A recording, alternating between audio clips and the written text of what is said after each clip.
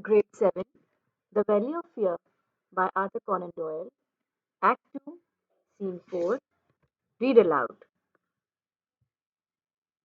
For more videos on the same topic and many other novels and play scripts, please subscribe my channel, Learners on Board. Scene 4, Burstone Manor, The Study. Holmes is measuring a slipper against the footprint on the windowsill as Watson comes in. Watson, excited. Holmes, Holmes. One moment. Holding up the slipper. Mr. Barker's slipper, stained with blood. Now look at the sill. Watson, crossing to the sill and comparing the footprint with the slipper. Not a doubt about it. Holmes, Barker has marked the window himself with this. Watson, why? Holmes, to give a false clue to the police. The whole story he has told us is a lie, and yet it is corroborated by Mrs. Douglas. Watson, I have just seen them laughing together. She must be a heartless creature to do so within a few hours of her husband's murder. Holmes, she does not shine as a wife, does she? It seems strange to let herself be led away from her husband's corpse without even wishing to see it and say her farewells. Watson, it shows a lack of proper feeling. Holmes, the story she and Barker have told us simply cannot be true. Watson, no. Holmes, consider, according to their account, the assassin removed the snake ring, took the wedding ring from under it, and then replaced the snake ring.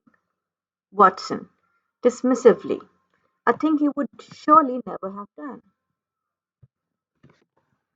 Holmes, and afterwards put that singular card beside his victim. Yet Barker claims he reached the room within a minute of hearing the gunshot. Watson, there was no time for the assassin to do all that. Suddenly inspired, perhaps the ring was taken from Douglas before he was killed. Holmes, from what we hear of his character, was he likely to give up his wedding ring willingly? Watson, no. By all accounts, he was fearless and devoted to his wife. Holmes, remember this also. Douglas' candle had only been lit for a short time, so no lengthy interview took place between him and his assassin. Watson, then the ring must have been taken after the murder. Holmes, oh yes, the assassin was alone with the dead man for some time, with the lamp lit. Watson, you're convinced of that? Holmes, yes. While Mr. Mack and Mr. Mason have gone in search of the bicyclist, I have been trying some experiments. Watson, of what kind? Holmes, Ames has been making noises for me in here. Watson, Ames, what an estimable fellow. Holmes, he's by no means wholehearted about Mr. Barker. No noise that he made reached as far as the pantry. But it was not so with the housekeeper's room. Watson, that's not so far down the corridor. Holmes, if you recall, Mrs. Allen mentioned in her evidence that she heard something like a door slamming half an hour before the alarm was given. Watson, excited. The report of the gun? Holmes, I have no doubt of it. That was the real instant of the murder.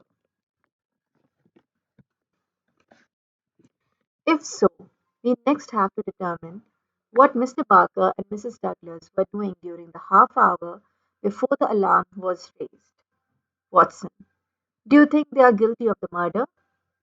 Holmes, there is an appalling directness about your question. Watson, if we had resolved the questions of the missing dumbbell, perhaps I could answer you. Watson, puzzled. The missing dumbbell? Holmes, dear me, Is it possible that you have not penetrated the fact that the whole case hangs upon it? Watson, impatiently, does a dumbbell really matter if we know that that Barker and Mrs. Douglas are in a conspiracy? Surely they killed Mr. Douglas and left us to follow these false clues. Holmes, if you put it that they know the truth about the murder and are conspiring to conceal it, then I agree. Watson, but they are not murderers themselves. Holmes, there are difficulties to such a deadly proposition. Watson, what difficulties? Holmes, why use a cut-off shotgun of all weapons? How could they be sure the noise would not bring someone on them? It is mere chance Mrs. Ellen did not come to find what caused the slamming door. Watson, I confess that I can't explain that. Holmes, then again, if a woman and her lover conspire to murder her husband, do they advertise their guilt by removing his wedding ring after death? Watson, perhaps that isn't very probable. But what other explanation is there for their behavior? Holmes, let me indicate a possible line of thought. Suppose there was a really shameful secret in the life of this man, Douglas. Watson, very well. Holmes, this leads to his murder by, let us say, an avenger from outside. For some reason, the avenger took the wedding ring. Watson, some old vendetta dating back to the man's first marriage. Perhaps. Holmes, perhaps. Now, what if, before the assassin got away, Barker and Mrs. Douglas found him? He convinced them that any attempt to arrest him would lead to the publication of some hideous scandal. They were converted to this idea and silently lowered the drawbridge to let him go. Watson, extremely skeptically. Well, it is possible, no doubt. But what of the bicycle? Holmes. For some reason, the assassin thought he was safer on foot. Watson. And the bloodstain on the sill? Holmes. After the murderer went, Barker and Mrs. Douglas realized they might be considered guilty of the deed themselves. Rather clumsily, they met the situation by putting a footprint on the sill to falsely indicate how the fugitive left.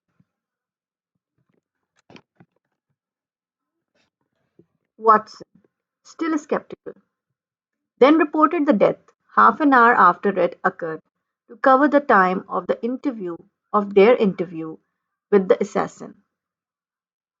Holmes, precisely. Watson, unimpressed.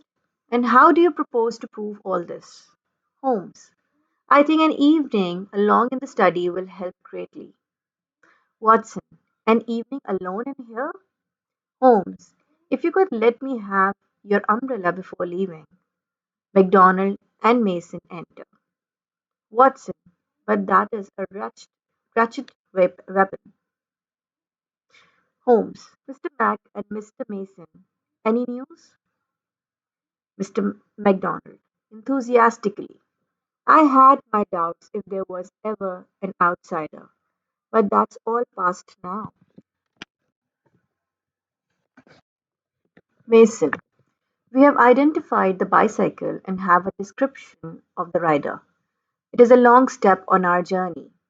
Holmes, I congratulate you both with all my heart. MacDonald, we started in Tunbridge Wells, since that is where Mr. Douglas had become conscious of some danger. Mason, the bicycle was recognized at once at the Eagle Inn. It belongs to an American calling himself Hargreaves, who took a room there to 2 days. MacDonald, taking out notebook. The staff at the Eagle didn't take particular stock of him, but agree on the main points.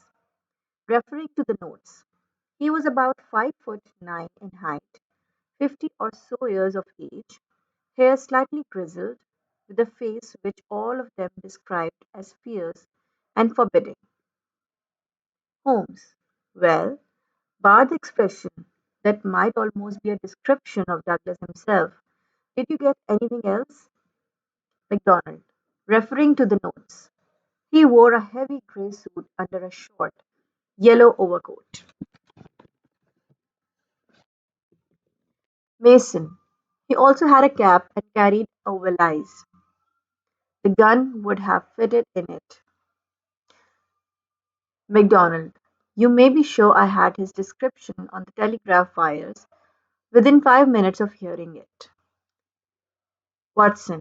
Perhaps he brought the gun here meaning to shoot Mr. Douglas in the open air. The sound of sporting shots is so common in this neighborhood. No particular notice would be taken. Mason. Very likely, doctor. But when Mr. Douglas did appear outside, Hargraves slipped into the house and waited for his moment. Holmes. Well, that's all very clear. My end of the story is that the crime was committed half an hour earlier than reported, and that Mr. Barker and Mrs. Douglas are both in a conspiracy to conceal something. They reached here before the murderer escaped and fabricated evidence of him leaving through that window, when in all probability they let him go by lowering the drawbridge. MacDonald, baffled. Well, Mr. Holmes, if this is true, we only tumble out of one mystery into another. Holmes, I freely admit the difficulties. I propose to make a little investigation of my own tonight. MacDonald, for what purpose? Holmes, to MacDonald and Mason. Can you join us at the Westwell's Arms, where we have booked rooms tomorrow morning? Mason, certainly. MacDonald, of course. Holmes, I hope then to be able to contribute something to the common cause. Mason, can we assist in this investigation, Mr. Holmes? Holmes, no, no. My wants are simple. Darkness in Dr. Watson's umbrella. All my lines of thought lead back to the one basic question. Why should an athletic man develop his frame with only one dumbbell? MacDonald, Watson, Mason, and Holmes go off. For more videos on the same topic and many other novels and play scripts, please subscribe my channel, Learners on Board. You can find a complete playlist of The Valley of Fear, Brother in the Land, and Hidden Figures on my channel. Thank you for watching.